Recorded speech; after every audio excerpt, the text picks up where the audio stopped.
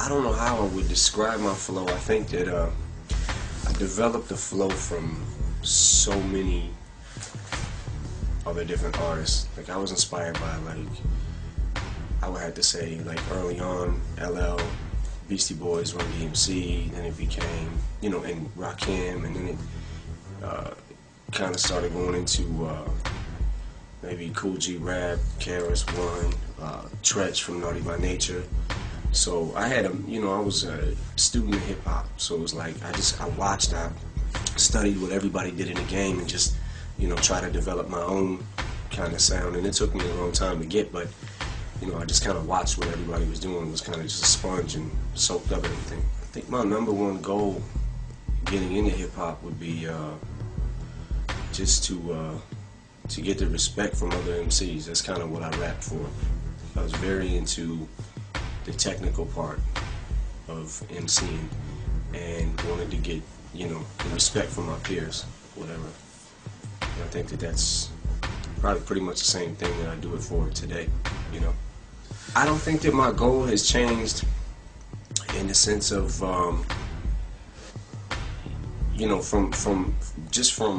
this, I rap from the same aspect of when I was a kid. Like, I just wanted to get the respect. I just wanted to get a reaction out of people. I just wanted to be heard, and I wanted people to respect what I do and respect the fact that I respect the craft.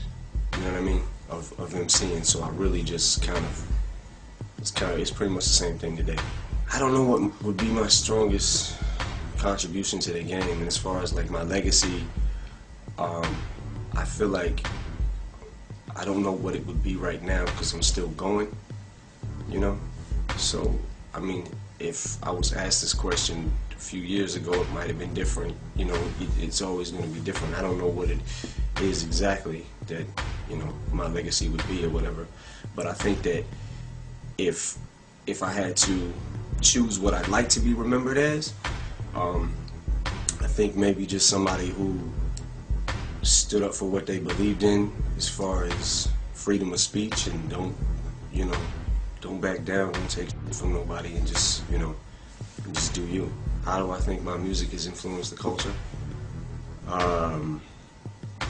I don't know. I mean, hopefully people could look at, I guess, my career and see how I came up or whatever, and know the story and know everything, and maybe, if anything, get inspired from it.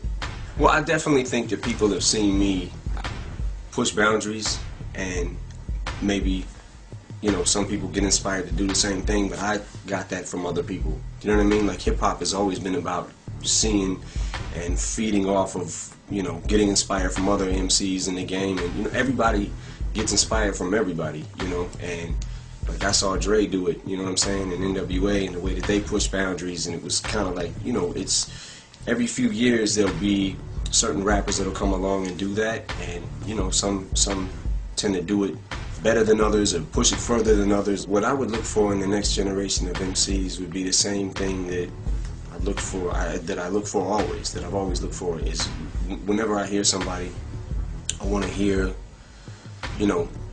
the technical aspect of it.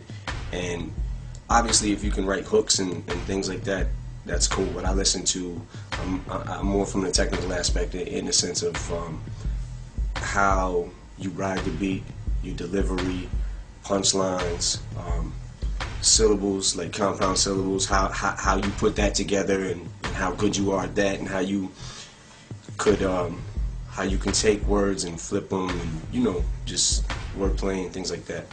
At Shady, I think, is just rebuilding Shady as a label, and trying to, we got a couple of groups that we're signing right now, so, we're just kind of in a rebuilding process, and anything as far as that is just, I'm still in the studio working on music and things like that. Acting, I want to say yes, there will be.